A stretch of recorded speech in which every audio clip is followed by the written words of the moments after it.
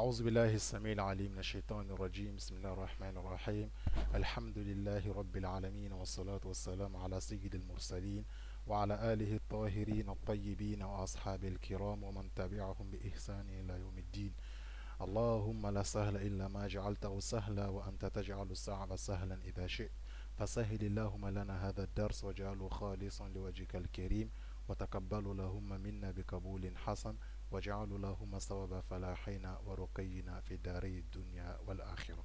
أما بعد, chers élèves, chers enfants, assalamu alaikum wa rahmatullahi wa barakatuh. Aujourd'hui, nous allons nous entretenir sur l'histoire de l'islam, plus précisément sur le chapitre 3 qui est lié à l'islam en Afrique. Nous avons expliqué l'islam à l'époque des Khulafa ou Rashidin. Après, nous avons expliqué l'histoire de l'islam à l'époque des Umayyads. Après, nous avons expliqué également l'histoire de l'islam à l'époque des Abbassides. Il est temps maintenant de voir le chapitre 3. Le chapitre 3 dit histoire de l'islam en Afrique. Comment s'est-il passé que l'islam s'est propagé en Afrique? D'abord, avant de parler sur ces termes, on va dire l'islam en Afrique, histoire et réalité. On va faire une petite introduction d'abord. Donc, dans cette introduction, donc, on saura comment les cours seront expliqués dans cette partie, dans ce chapitre. D'abord, introduction. La propagation de l'islam dans le continent africain ne fut effective qu'après l'immigration prophétique à Madinatul Munawwara. Madinatul Munawwara, c'est Médine, qui est la ville du prophète Mohammed sallallahu alayhi wa sallam, où il a immigré et où il est décédé et enterré. Plus précisément à partir du temps des califes éclairés. Les califes éclairés, vous le connaissez, ce sont les quatre grands califes, commençant à Abu Bakr Siddiq, Radiallahu anhu, Omar ibn al-Khattab, Radiallahu anhu, Uthman ibn Affan, Radiallahu anhu, Ali ibn Abi Talib, et Radiallahu anhu wa karramallahu wajha. Ce sont les quatre califes qu'on appelle les califes éclairés, qu'on appelle al-Khulafa ou Rashidin. Ce fut en suivant deux itinéraires, c'est-à-dire ça passait par deux voies. L'islam, pour être propagé en Afrique, donc cela est passé par deux voies. La première voie, c'était quoi? La voie fluviale,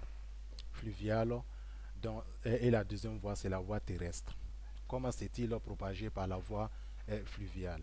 Le musulman traversait la mer Rouge en direction de la Somalie, Éthiopie, Zanzibar, Mogadiscio, etc., en passant par Bab el-Mandeb, qui fait face à littoral de l'Afrique orientale.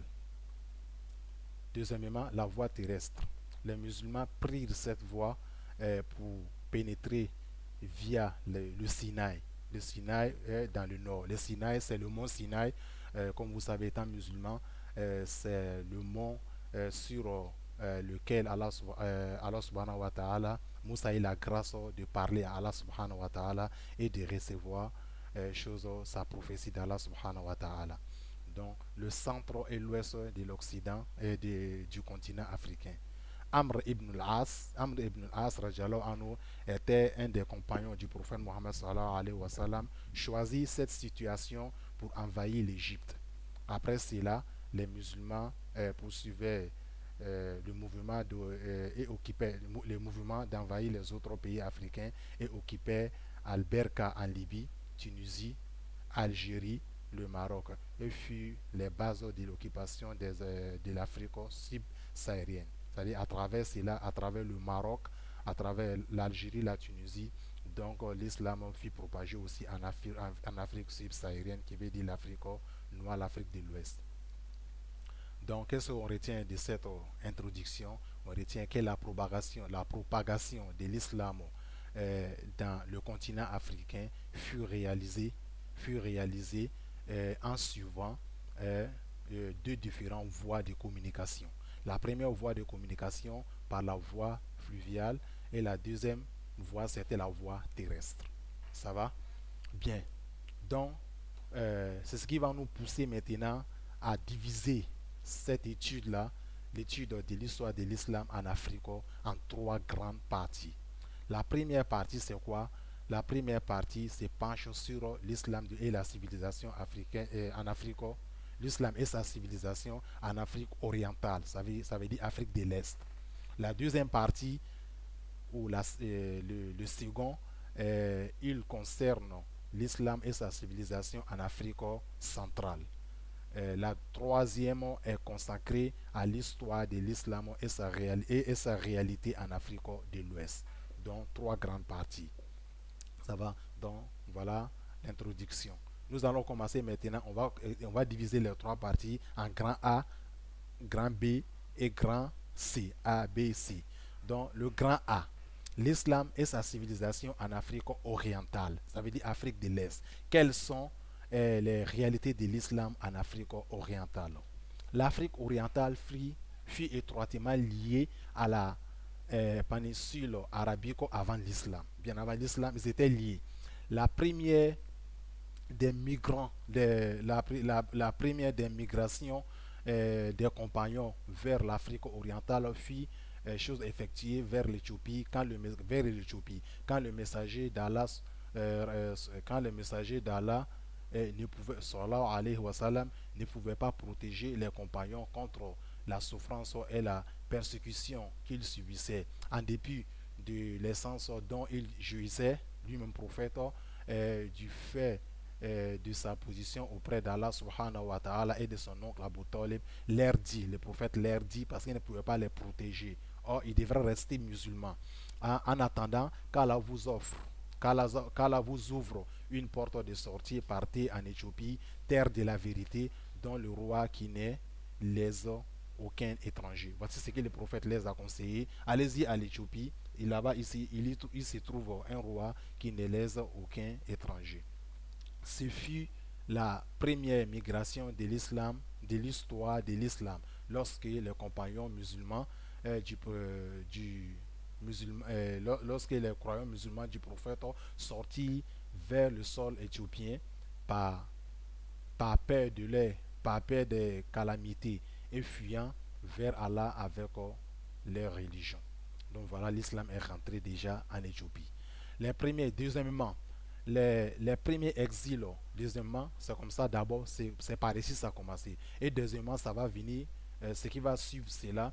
Les premiers exils politiques durant l'ère islamique en Afrique orientale remontent au temps du calife Umayyad Abdelmalik ibn Marwan.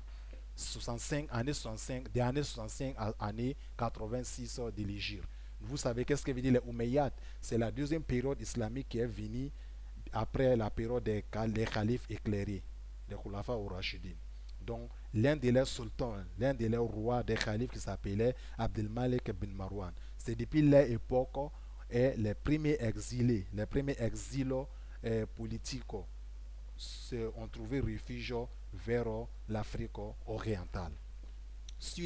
Pourquoi ils sont partis là-bas? Suite à l'application de la politique de régression, de répression, l'expulsion et des persécutions contre les détracteurs de la politique de dynastie Omeyyade.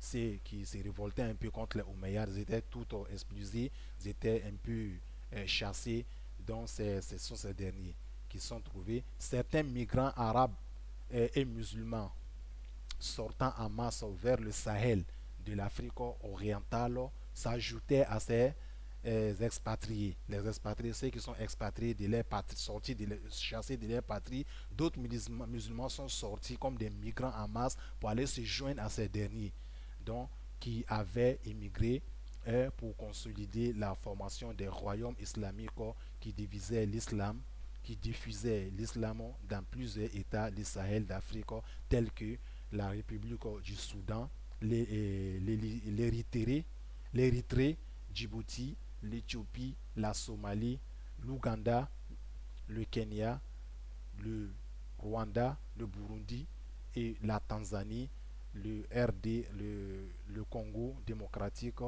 la Zambie, le Malawi, Mozambique, les îles Maurice et Madagascar ont démontré et on dénombre plus de 100 millions de musulmans dans cette zone. Voilà comment les musulmans sont partis là-bas. D'abord, après l'autorisation prophétique pour qu'ils aillent se réfugier en Éthiopie, et deuxièmement, les expatriés à cause de la politique des Omeyyades se sont trouvés aussi dans ces pays-là en Afrique orientale.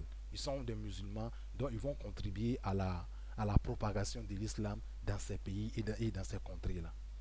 Donc nous allons venir ici maintenant, premier point, le petit 1 là est une erreur, puisqu'il n'y a pas de 2 après, il n'y a ni de 3. Donc on va dire explosion des royaumes islamiques dans la zone Afrique orientale. Ils sont partis, donc ils vont pas, là-bas, il y a eu des efforts pour former, pour bâtir, pour construire des royaumes islamiques. Voilà ce que nous allons étudier comme des faits réels et des faits qui ont marqué la remarque des êtres humains.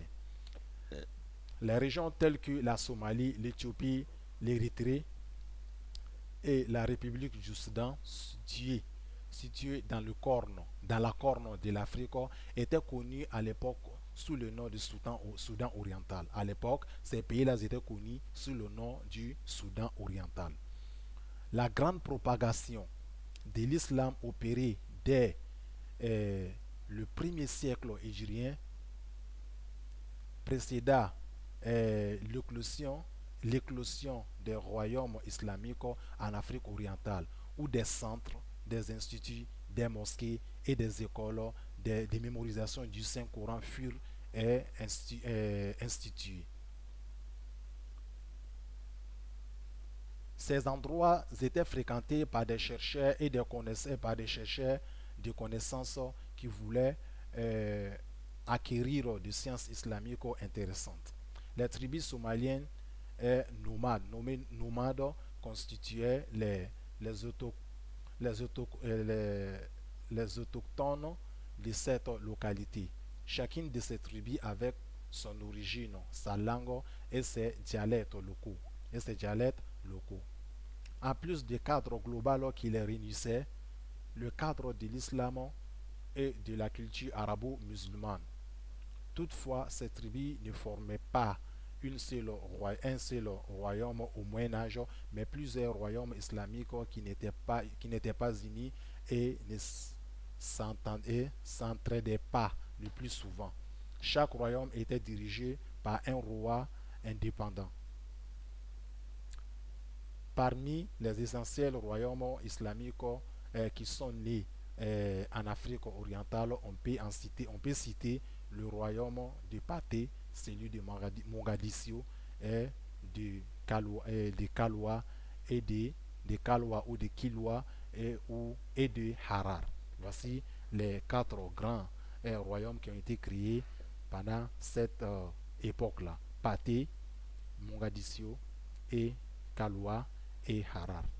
Donc voilà, qu'est-ce que nous retenons de cela, de ce qu'on a dit sur l'islam et sa civilisation en Afrique orientale. D'abord, comment les premiers musulmans sont sortis du péninsule arabe et ils ont joint ces pays-là.